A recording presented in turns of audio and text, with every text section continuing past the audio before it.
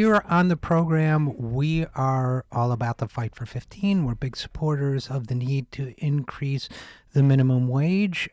There has been progress in that direction here in Washington, D.C., and here to tell us about it is Dave Cooper. David Cooper is Senior Economic Analyst at the Economic Policy Institute. He is also Deputy Director of EARN, the Economic Analysis and Research Network. He studies issues related to the minimum wage, employment and unemployment, poverty, and wage and income trends. So, Dave Cooper, thanks for coming on the program. Thanks for having me, RJ. So, the latest I heard was that the D.C. City Council has approved a bill, initially at least, raising the city's minimum wage to $15 by 2020. And you've done, first of all, as far as you know, is that the latest development, or have I missed a beat? No, I think that's right. This just happened a few days ago that the city council and the mayor have agreed on this proposal to take the city's minimum wage up to $15 by 2020 in steps over the next few years. And I don't think the mayor has signed the bill yet, but the council has given unanimous initial approval to it. So I think at this point it's basically a done deal. Now, you just wrote last month on this very subject, saying that this would lift wages for a lot of people. Tell us a little bit about that, if you would. Sure. So we did an analysis, as we've done many times before, of what the effects of a minimum wage increase like this would be. And we looked specifically at workers in the District of Columbia. And we found that taking the city's minimum wage to $15 by 2020 is going to provide a wage increase, a raise, to about 114,000 workers in the district. That's roughly 14% of all workers in the District of Columbia. But of course, a lot of those workers are government workers, because this is the seat of the federal government. So if you look at just the private sector, it's about 1/5 of all private sector workers in DC. So that's a pretty sizable number of people that are going to get a boost in their paycheck. Yeah, absolutely. And one of the things that it's important for people to realize is, first of all, I guess I would back up a second. It is, first of all, quite a large number of people. How does that, before I even go on to the broader implications, how does that compare with the country as a whole in terms of the number of people that would be affected by the change in the minimum wage this way? Sure. So of course, it all depends on what dollar amount you're taking the minimum wage to, Sure. and over what time period. Well, let's say the same, 15 to 15? Through 2020. Well, again, it's a little hard to say, because 15, getting to 15, it also depends on how quickly you do it. So if we went to 15 by 2020 nationally, you're talking about roughly 40% of the workforce that's making less than that amount today. So you're talking about just less than half of U.S. workers. About 40% would be affected if we were to raise the federal minimum wage that high, that fast. Okay, and here in D.C., the problem is is more extreme because the cost of living is higher, right? Yeah, exactly. I mean, DC is one of the highest, most expensive places to live in the country. In fact, EPI, where I work, produces this tool called the Family Budget Calculator. You can find it on our website, epi.org. And the Family Budget Calculator looks at actual cost of living on things like housing, childcare, food, transportation, work expenses, miscellaneous expenses, taxes, and calculates what typical families have to spend in order to have what we call a modest but adequate standard of living. Basically, they pay the bills without any trouble, but they don't really have anything left over at the end of the month. And we do that for over 600 areas throughout the country. So you can get really localized information on what it takes to have a decent life anywhere in the country. And in our calculations, DC, for a family of two parents and two children, is actually the most expensive place in the country, higher than San Francisco, higher than New York, when you look at expenses related to childcare in particular. But without question, for any family type, and for even for single workers, DC is one of the most expensive places to live, and so that provides a really strong argument for why we need a minimum wage here that is high enough for folks to actually get by. We're talking with David Cooper of the Economic Policy Institute. And Dave, I've used that tool. I find it tremendously useful and in my own work. And I guess while at the same time I want to celebrate the district's move towards raising the minimum wage to $15, given the fact that it's expensive, so expensive to live here, more expensive than anywhere else in the country, and given the timing of this, maybe a tough question to throw at you, but is it enough? Well, it's a start. I don't think anyone would argue that for any family, especially family that's trying to raise children, that they're going to be able to make ends meet on just one person earning $15 an hour. That's clearly not going to be enough. Even two earners earning $15 an hour, working full time year round, if they have a family, they're probably still, a lot of them are probably still going to need help. And so I think that, folks need to have a package of supports, both income from what they take in on the job and income that's provided to them through government programs that allow them together through that package to meet their needs and have a decent life. And that's why, when we talk about raising the minimum wage, we have to keep in mind that doing so doesn't negate the need for strong social safety net programs like food stamps and the EITC and Social Security and other anti-poverty tools. It just basically ensures that folks can get a fair wage on the job. And then if they need help through other programs, we have to make sure that those programs are still available to them. Yeah, absolutely. I think that's really well said. And you point out that even a single adult with no children working full time in the DC area would need to earn more than $20 an hour to have a modest but adequate standard of living. So we definitely That's right. need those programs. And I guess if the thought occurs to me and has occurred to me before that to a certain extent, while we do need to make sure we're giving assistance to the folks who are not making an adequate wage, ultimately, shouldn't the end goal be that every working person in this country who's working full time should not need assistance to get by? Isn't that a kind of a subsidy? Public subsidy of the industries who employ them when they're not, because they're not paying a living wage? Doesn't it suggest there's a deeper underlying problem?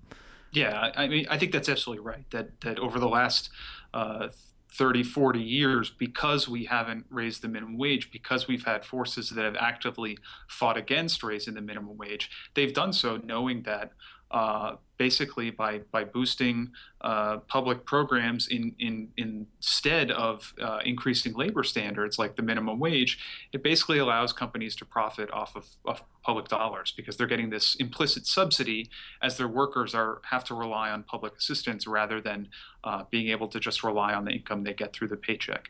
And to be clear, it does take more than $15 even for a single person to have a decent life here in Washington, D.C. And that $15 is a floor. I mean, it's not a wage cap, it's the floor. It's the bare minimum of what folks should be getting paid. And hopefully the combination of an adequate minimum wage and other labor standards that allow folks to negotiate higher wages, things like access to collective bargaining, the overtime rule that was just updated by the Obama administration. These are all things that are going to give workers a little more leverage when they negotiate their pay. But the minimum wage is just that absolute minimum, saying no less than at least 15. Yeah, and I think it's very timely at this point, David Cooper of the Economic Policy Institute, to also talk about who the people are who would be affected by this. Especially in white conservative America, I would say people who oppose increasing the minimum wage like to disseminate this myth that minimum wage workers are high school kids, I guess down at the malt shop, handing out ice cream sundaes to Biff and Susie, and that we're really talking about part-time young people, all that. And I think here in D.C. as well as elsewhere, well, certainly here in D.C., your work has shown that that's not who we're talking about at all, right?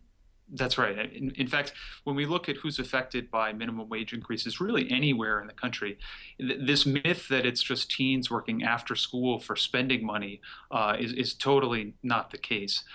Here in DC, only 2.5%, let me say that again, 2.5% of the workers that'll get a raise out of this increase are teenagers. The overwhelming majority, nearly all of them, are adults.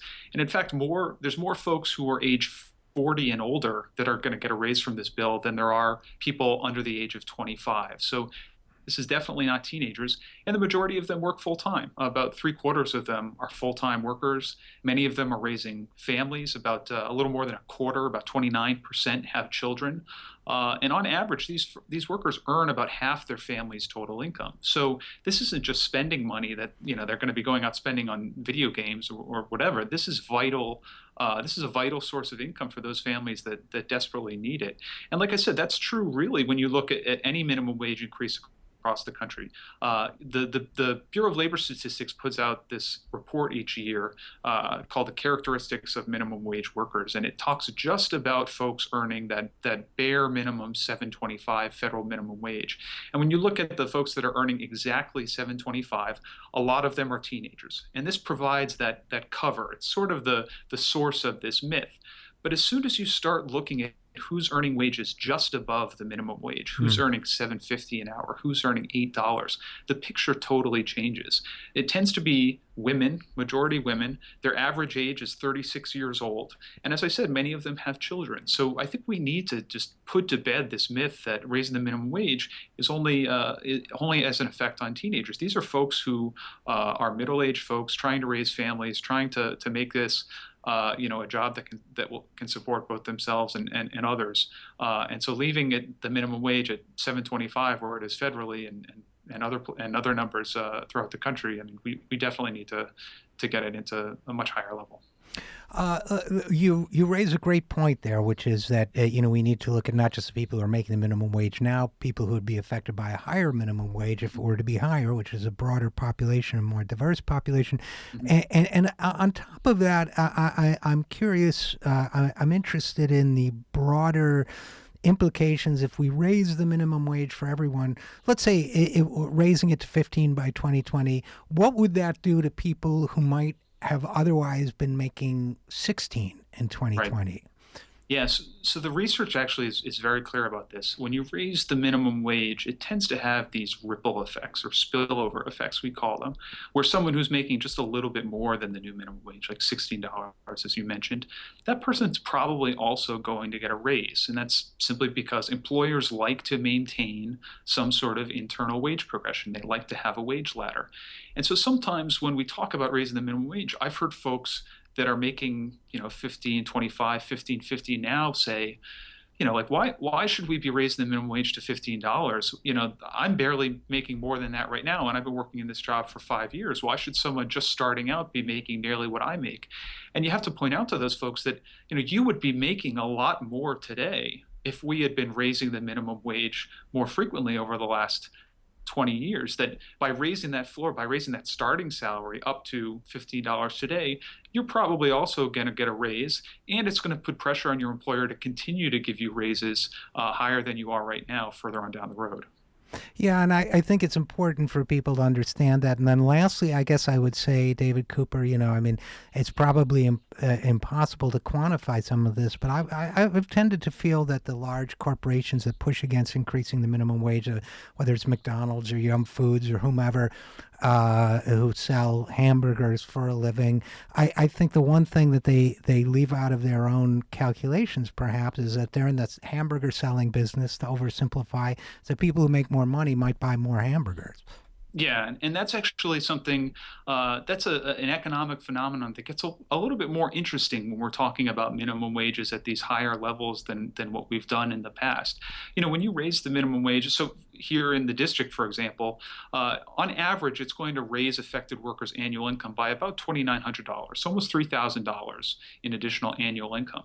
What are those folks going to do with that additional income? Well, most of them probably are going to spend every single one of those dollars just because they have to in Right. order to make ends meet at the end of the week. And so that's additional money that's going to be circulating throughout the economy. And true, that money previously might have been sitting in the bank accounts of wealthy corporations, but now it's going to be going out there.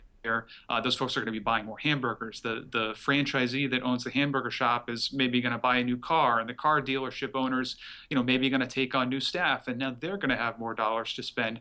This, these new dollars ripple out through local economies and really generate the kind of thriving communities we want to have in this country. And when we're talking about raising the minimum wage to significantly higher levels, there's going to be a lot more money in the pockets of people that are going to want to go out and spend it right away. So it's really interesting to see what's going to happen. Yeah, it really is, and it seems to me that that worked pretty well in the 3 decades following World War II. But hopefully we'll get to see for ourselves how it works again. David Cooper, Senior Economic Analyst at the Economic Policy Institute and Deputy Director of EARN. Thanks so much for coming on the program. Thanks for having me.